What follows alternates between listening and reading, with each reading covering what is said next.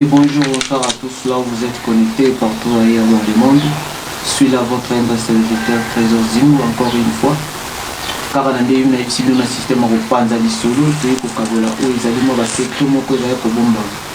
sur notre pays de la République démocratique du Congo, il y a beaucoup de bourdonnements où ils ont les cas pour le moment. Katanga à part, toutes les Est à part, Béni. Aujourd'hui, on est là avec le ressortissant de Sankourou. On va décortiquer peu à peu avec notre invité, pasteur Daniel Sombo, qui est là à côté de nous. Suivons. Bonjour, pasteur Daniel. Bonjour, mon frère. Comment vous allez, pasteur? Tout va bien, dis merci. Avec ces temps de confinement, j'espère que toute la famille va bien. Nous sommes très bien, sauf que c'est boring, c'est fatigant, disons. Boring, c'est vraiment partout, mais on est là, on a quand même respecté les temps, les maîtres et maîtres pour se protéger. Le pasteur Daniel, pouvez nous expliquer qu'est-ce qui se passe là au Sankourou, s'il vous plaît? Merci. Expliquer ce qui se passe au Sankourou serait un peu difficile, si je ne vis pas au Sankourou, mais je suis ressortissant du Grand Kasaï, et Sankourou est une province du Congo qui est sortie du Grand Kasaï. Nous entendons, nous recevons des nouvelles, quand même on a quand même aidé, mais nous savons les problématiques du Sankourou sont les leaders du Sankourou. C'est vraiment déplorable. Nous entendons beaucoup de choses et on ne sait pas comment expliquer, mais toutefois on a l'idée de ce qui se passe. Donc si je vous dirais que, si je vous préciserai ce qui se passe au Sankourou, là je peux être peut-être menteur, mais j'ai quand même idée. J'ai quand même dit de ce qui se passe au Sankourou, puisque je suis ressortissant de là, mon père fut dignitaire, et j'ai quand même idée de ce qui se passe là. Alors ça dépendra de vos questions, et là je saurai comment peut-être je peux répondre. Les internautes, dans ce moment que Tokoye, on y les les Kanakati en Congo, parce qu'il y a un bourdonnement toujours résolu, par-ci, par-là, Béni, Katanga. Auparavant, tous ceux qui ont circulé dans Internet, qui sont dirigeants de Sankourou, soit gouverneurs, députés provinciaux, on union sur le bourdonnement. On ne sait pas, bourdonnement à propos de quoi? Ouais, ce qui est vrai, c'est que il y a un malentendu belé, et il y a une guerre froide, il y a une attaque l'un et l'autre. Oui, je sais bien pour l'évolution de la jeune province de Sankourou. L'information toujours sur Internet, biso toujours batu, bazo benga biso, toujours mona que batu bazo expliquer biso que na Sankourou batu oyo ezaka deux camps. À deux camps wana o bazo soutenir bazo linga oyote, o bazo linga oyote. Donc c'est ce qui se passe. Donc c'est vraiment difficile d'expliquer yo oyo les cas actuellement. Donc mais na yebi que ça na deux camps, quand il y a un gouverneur, bazo canadien na quand il y a na assemblée, non disons, élit député provincial.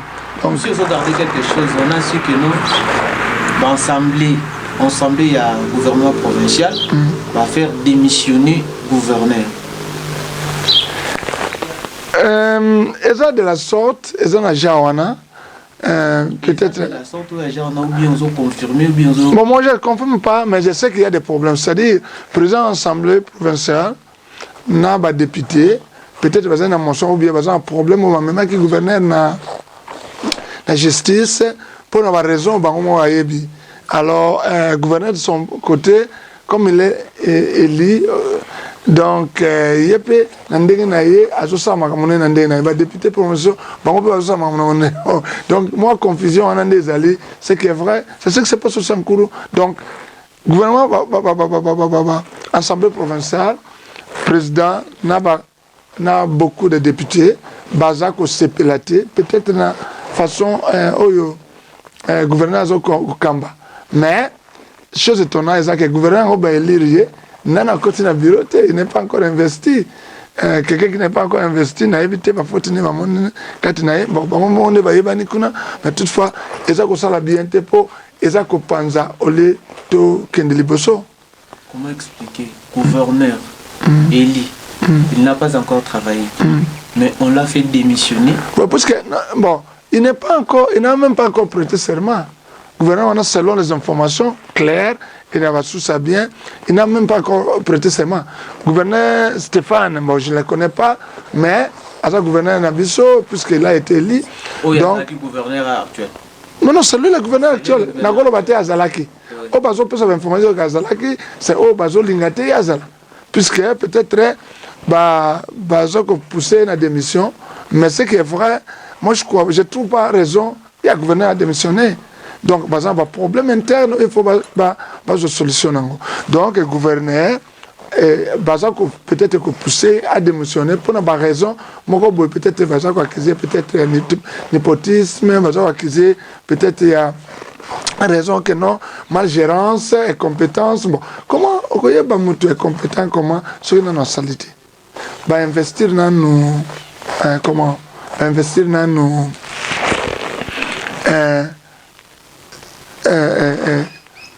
Gouvernement a été.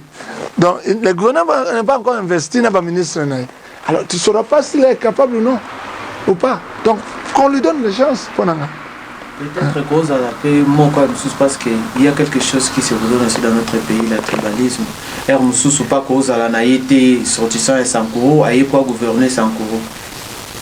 Non, c'est pas ça. À mon humble avis, et puis, disons, l'information toujours, c'est quelqu'un de Sankoro, malgré qu'il a grandi en Europe. Bon, c'est comme moi. Hein? Moi, je suis souvent dans les bandes boyées, qui n'a même un changement. Alors, c'était Sankoro, même vice-gouverneur à Sankoro, donc, tu vas à Sankoro. Même le président de l'Assemblée. Le président de l'Assemblée, je le connais un peu, c'est mon frère.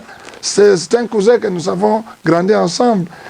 Disons, grandir ensemble, oui, puisque moi j'ai laissé chez nous, na Jamouké, dans le Congo, na Jamouké. Alors, mais c'est quelqu'un que je connais, c'est mon frère, le président de l'Assemblée. Alors, le gouverneur, je ne le connais pas, mais c'était Sakroa, donc un Congolais, Sakroa. Et comme il y a une divergence, il y a une idée, donc, il y a Kanate pour peut-être une raison Songolo.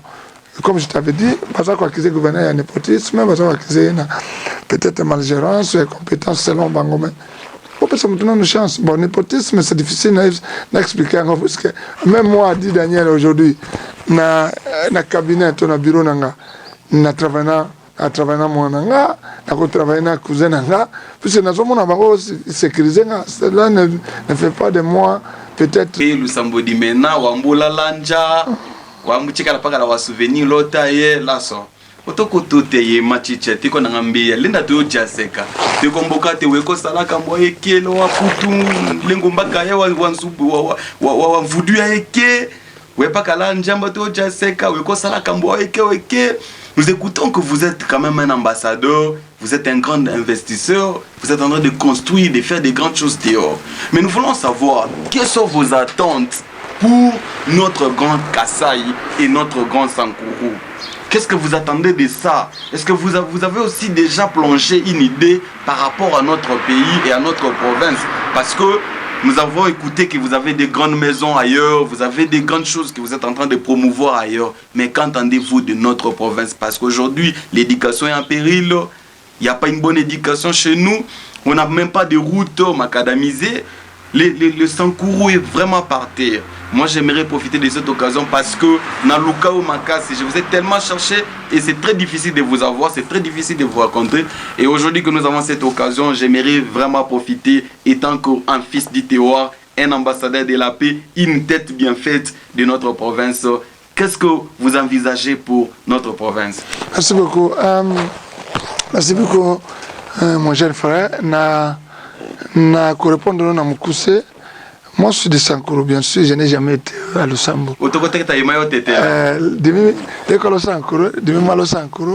Malgré aller à Lusambo, j'ai 10 ans peut-être. Mais ce qui est vrai, c'est que le Sankoro, il y a un problème de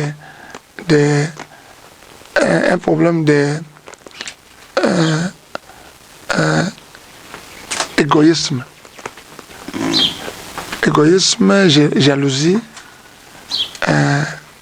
au thème col. Hein? C'est ça qu'on dit. Le thème col. Nos aînés nous divisent. Okay. Nos aînés nous divisent. C'est difficile que moi j'aille investir au Sankourou tant que Sankourou à te voir me reconnaître attendre. Ils s'entretuent. Il y a les milices de Oyo contre les milices de Oyo. Il y a les adeptes de Oyo contre les adeptes de Oyo. Il y a les lieutenants de Oyo contre les lieutenants. Donc, Wekonja Daka. Et nos aînés là, hein, qui sont allés avant nous, pas de exemplaires, vos beaux exemplaires. Donc ils sont là pour le détriment, il y a mes thèmes en avant. Pour l'intérêt personnel. Donc ils sont là pour étouffer les autres, surtout la jeunesse qui est en train de croître. Ils sont là pour détruire tout. Ce sont eux qui ont détruit les Sankourou. Oui. Là, nous ne voulons pas aller investir, puisque les choses ne sont pas assises. Tu vas investir au Sankourou sans que vous allez sécuriser comment. Bango qu'on a nos gouverneur, président assemblée, député, Wekondo, Weko Pelana. On a eu autre chose Sankourou, mon frère. Et tu vas commencer où? Comment? Ils vont te dire, Weto et yeah. Ils ne savent pas ce que nous sommes. Et donc, ils s'en foutent de ce que nous faisons en dehors. Non, tu es en Europe, tu fais ça et ça. Et on va t'insulter, on va t'humilier. Donc, c'est ça le blocage. C'est pourquoi nous voulons que le président de l'Assemblée, les gouverneurs s'entendent. Nous allons partir. Ok, là, l'amboko kadimena. Akambocha amboyo tadimimbe akati anawalu sambu anawalu katako atoche watolonda onyoso wamboko kadimena wamboka wa conseil che yatote ko apôtre wiko usambisha wesalaka ule muwazambi wekeli exemplaire ka ok lanelanja te kombokati kanga to walo wata wiko la difficulté fula vonjaga liye da vonja njo yanga solution ko kakiane anawalengo wiko la kambwe fula wiko ndo wata conseil ka kona ka washa oko ambassadeur de la paix tako kaka tenanga kambwe ko lanja lo wa Chine lo Europe len lo wa putuche we choka lengo bashaka wa solution ko kakiana dikamode ko la kasolengo la lusambo dikamode ko la tetela mbalo wa tetela mbahela na tetela mili la wa difficulté ko lambo le ko nga ko mbola kakiane solution ka kona ou bien conseil ka kona ke kalanga ya mbusha à toi, quel tongue ini tongue la unité. Moi, j'ai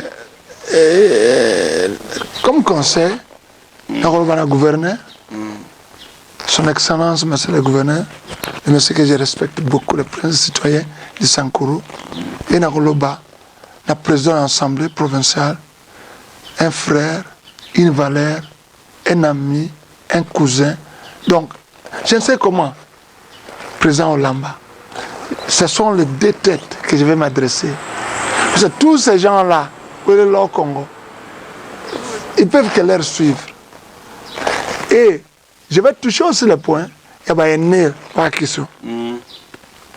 Moi, je vous dirais, honnêtement, ces aînés n'ont pas de leçons à nous donner. Ok. Je ne sais pas. Ceux qui ont mentionné comment on a insulté, mais nous qui sommes dehors, nous savons.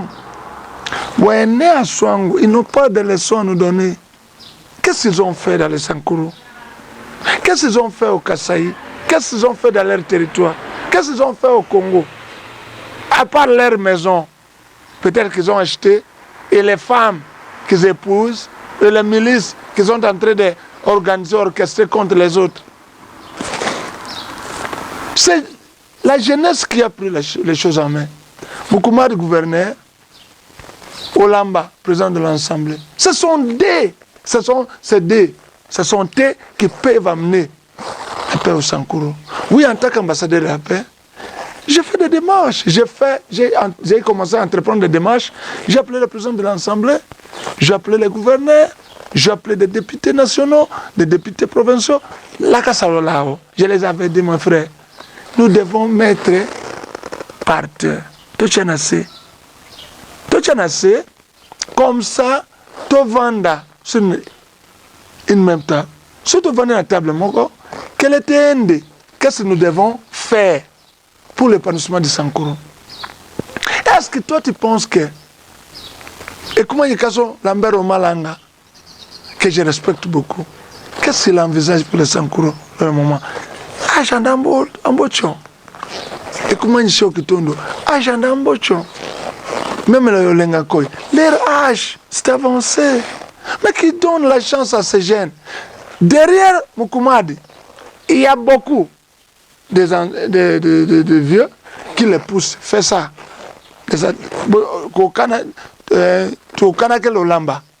Derrière le président Olamba, il y a d'autres qui disent toi, tu es des FCC, tu es la Mukumadi. Donc, c'est ça qui amène Dja et Tombalingo. Donc, moi, ambassadeur de la paix. Vous êtes ambassadeur de la paix par nom ou comment?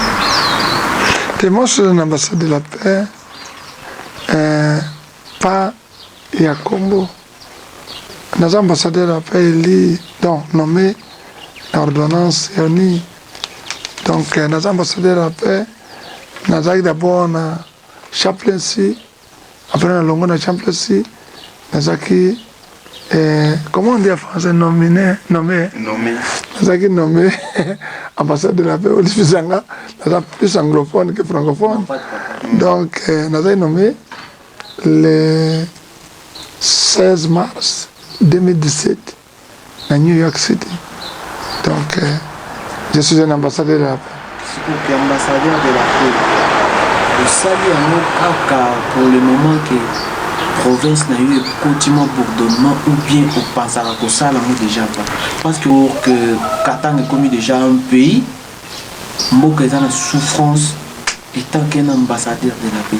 Qu'est-ce que vous avez songé? L'hôtel Mikaka parce que Sankuru a eu problème, il y a eu conflit entre les dirigeants communs. Et ça, Sankuru, et ça peut être Congo, et ça peut être Katanga.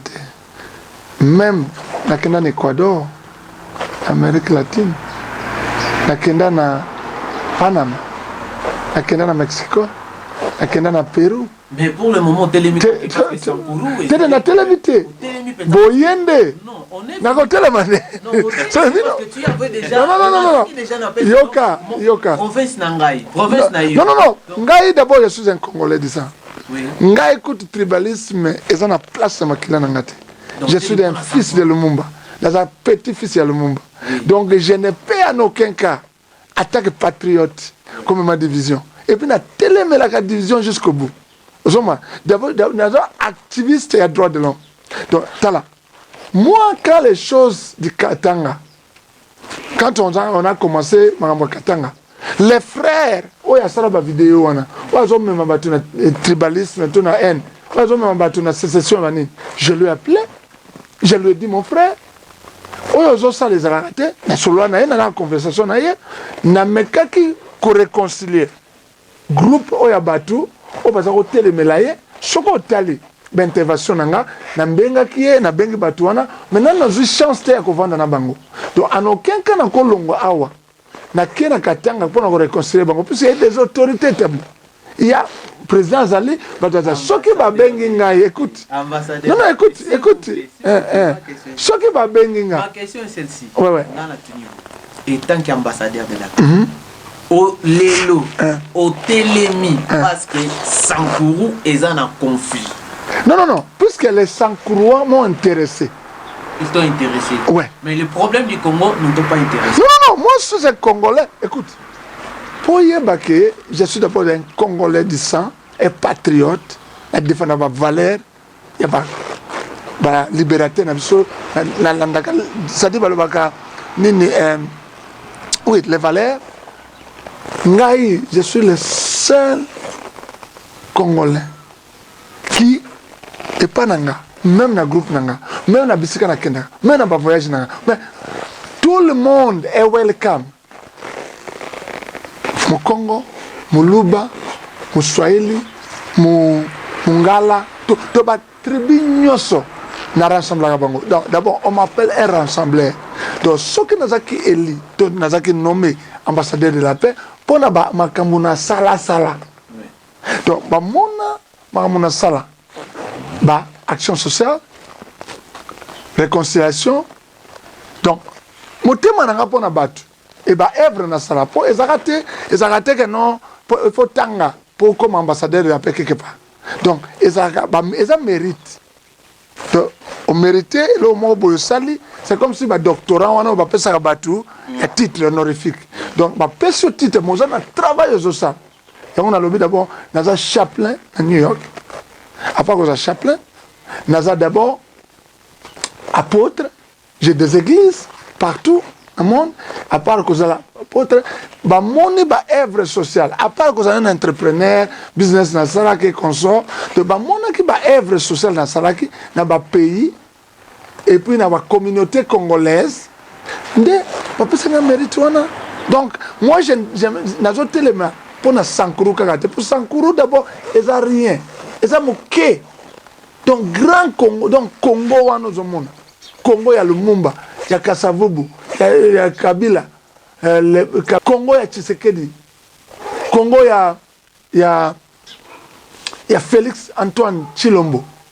Congo ya Nazoe Bate. Ya, yo moko bakisa. Yo moko bakisa. Donc Congo wana nde nazako kotala. Moi je nazotala Congo, nazotala région. Nazotala pe tribute. Au contraire, vous voyez que bateau origine nanga. Bateau comment découvrir pour na oyebi kaka oyebi kandeza. Azana na uti wapi? Parce que mboka na ici Congo Simbami. Congo Simbami. Ouais. Ce Congo Simbami, il faut découvrir. D'abord au début, bateau ça ko bana congolais. Eh bien. Bateau bana malien, on se baza boye. Oyebi. Oyebi. On a vu comment kuna mala on a que en avance. OK. Comment Non, d'abord on a douté que naza congolais. Na prouvé ba na sens nyo que naza congolais na centre à Congo. Donc na wuti na centre à Congo. Donc mboka na ngeza na centre à Congo. Donc naza 100% congolais.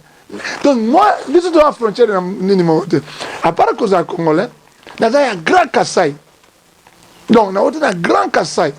À part que nous avons un grand Kassai, nous avons d'abord, moi, nous avons botami, nous avons na ville où il y a une diversité à Makam. Na koli, na idéologie à Batobili. Donc, na kin. Donc, na yebi Katanga, na yebi, donc, na kena presque partout na Congo. Donc, c'est difficile, nga, na télémé la région, ton a défendre la région. Naza régionaliste était. Et puis d'abord, tala, soko kati boy, makila bende ko tanga et comme DRC. Donc moi je suis congolais 100%. Ambassadeur de la paix. Mais pourquoi vous avez choisi ces temps de confinement, temps de la période difficile? Parce qu'il y avait aussi un bon temps que vous pouvez prendre aussi des temps, parler des Sankoro, parler de la RDC. Pourquoi vous avez choisi ce moment? Dans le babanda kala dans le bakanase et puis le banda. Osomane, dans le bakonani. Quand le président était venu ici, à Mboko, j'ai parlé, il y a des vidéos. Vous avez parlé sur quoi? Je parlais sur le Congo en général.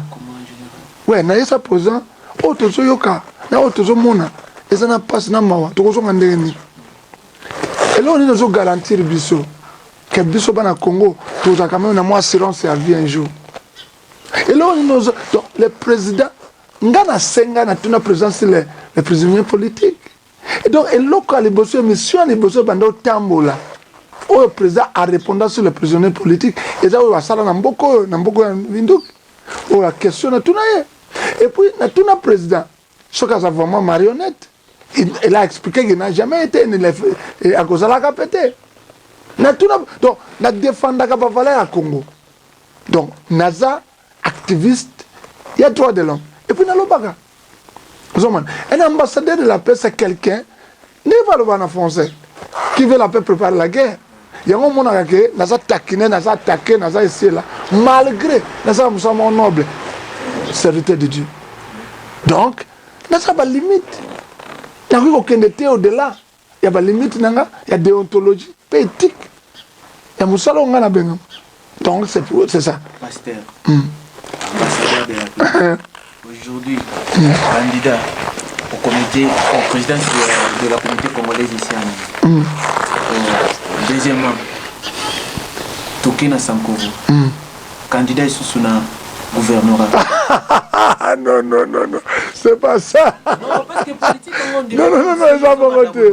Non. Moi, c'est. Donc, on dit qu'on a Libanda, avoir déjà des postes, après, tant que nous Sankoro, Neslomo. Naza vantarte. Ce n'est pas de l'avantardisme. Mais, je ne pas molanga. Naza un vieux poste politique de mon côté. C'est ce qu'on voit. C'est ce qu'on voit. Ambassadeur de la paix, na Lukangote. Pesanga. Pour la mérita. Pastoral na Bengama depuis mon enfance. Okay. À l'âge de 14 ans. Candidature, on t'appelle aussi. Non, candidature. Les gens sont venus. Nati de l'Obato. Que d'autres na Adolphe Tata Mukendi. Oui. Que d'autres na Arsène Mayaoula. Oui. Que d'autres na José Bouloukou. Oui. Que d'autres na Justin Bouloukou, je crois. Que d'autres donc tout na notable en beaucoup. Donc bango mutu bazio ke tango ba yé koyebisanga ke yo fozala na tête la communauté na hésita na boya na hésité belé mais comme na monaki ke eza pe mabete ko sala la batunanga bande konanga c'est pour na zaikona et puis tu vois toi-même ba evro na zo sala ou peut-être famille na ngala mso la kanzala non na yo lo bate comme no na zo panza te yoka c'est monsieur à peu près comme gouverneur ya Sankoro. Non, na zoli ngana Sankoro. Qui gouverneur Sankoro ko ba ko te pas na nginde réconciliation na Sankoro. Ça va. Faut se bazo bunda. Président assemblée, na gouverneur ba yokana. Dire que na ba région est belé. Na ba province est belé, division za bitubeza. Mais nga tozo prendre pour na unité ba to ba yokana. Mais ce que tozo lobela na mentionner Sankoro parce que yé na yo vos target Sankoro, tout comme on peut parler de l'Ituri, on peut parler aussi du Mani, on peut parler aussi du Congo central, tout. Donc, c'est ça. S'il vous plaît, commandez nous monter. À peine vous devez venir de dire que Bazoua Kiyo, Mandako, ba basoba ya mboka ndenge mototanga ba Kombo ba memaki na ambassade pour déposer candidature. Ils ont non ba memaki na ambassade mais ils ont insisté. Ba ça que manifestation. Kenazala président de la communauté. OK, ça va. Alors pour le moment, qui vous a appelé? Qui vous a amené au Lobela Sankoro aujourd'hui? Oui, ben on Lobela Sankoro. La société de Sankoro Azalia. Et vous? Ngai? Oui, moi, on n'a pas de limite. Il n'y a pas de limite, mais puisqu'il y a un problème. Hazard ressortissant et Sankoro. Hazard journaliste. Non. Pour Hazard, il y a un problème là-bas. Le coup là. Et monsieur Salamaki Awa, na journal wana de votre cause news de ayaki kotunanga sur le Congo en général. Atunanga ponani na za projet président de la République, président Fachi. Atunanga pondenge ni relation na za ngona président tout atuna mambo belé wana. Mais c'est là eza ya liboso te comprendre les lots au Lobeli Sankoro. La mimio lisusu ke pour Lobela Sankoro ou comment? Ke ba memengate. C'est-à-dire, au moins, c'est jamais intéressé pour nous de la communauté. Et ça qui va intéresser la décision de l'Utapananga. À part de décision de l'Utapananga, les lots ont tout la question sur Sankoro. Donc, bino de bobandi ba question. Il faut répondre sur la question na bino. Donc, je ne suis pas tribaliste et je ne le serai jamais. D'abord, Sankoro, professeur Mouké, ils ont développé. Et n'a que le bain, n'a pas Sankoro. Les grands leaders politiques, ils ont développé. Mais ils ont développé. Olenga Koy. Shoki Tondo, Lambert Mende, qui encore Christophe Paralo Tundola, Donc ebele wana ozo mentionné kende chez bango eloko te l'autre il faut la honte bango tout leader tout il n'y a rien enclavé et soit moi bureau ya gouvernement ya bien et soit moi qu'est-ce que moi je dirais attends moi école à bien attends moi locomoko ya bien si toi aéroport et fait que Mukuna parle il y a Sankuru il est Sankuru à se défendre Sankuru à Sankuru les 100 patriotes les 100 c'était un Congolais. Et donc, les Congolais, tout le monde a dit le Congo central, Congo Zalaboy, Katanga Zalabo. Non, c'est faux. Maman B. Donc, nous sommes tous unis. Papa Congo, maman Congo, région Congo, langue Congo. C'est ça. C'est ça. Quand on a un Congolais dans l'Afrique du Sud, on a pas Quinois, Congolais, non, toujours les Congolais. Les Congolais. Quand je suis arrivé, il y a Panama, Panama. Quand on a comme immigration, mon conseiller d'immigration, il y a un Congolais ici. Un Congolais. Oh, Kangiawa, Ponaboy. À Tuninga, Paul n'a qu'une mission, hein? À Tuninga, sinon, la défense va aller en Ndekwana, ça libéré. À Tuninga, Ndekwana n'a évité, au côté, il y a, comment on appelle ça? Mboka Moko Zakuna sur Vira. Côté Vira. Donc, Ngana va pas soilité. Donc, mais toujours sur le mot français, toujours le français.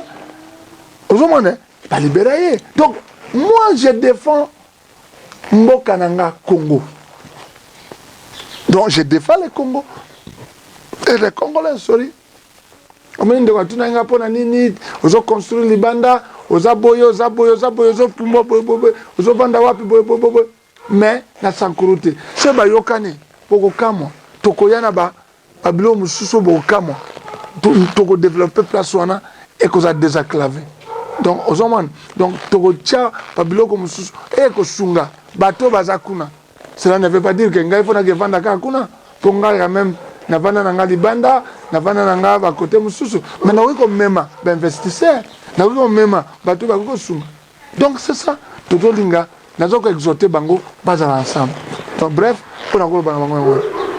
OK, merci beaucoup fidèles internautes, on est presque à la fin de notre émission.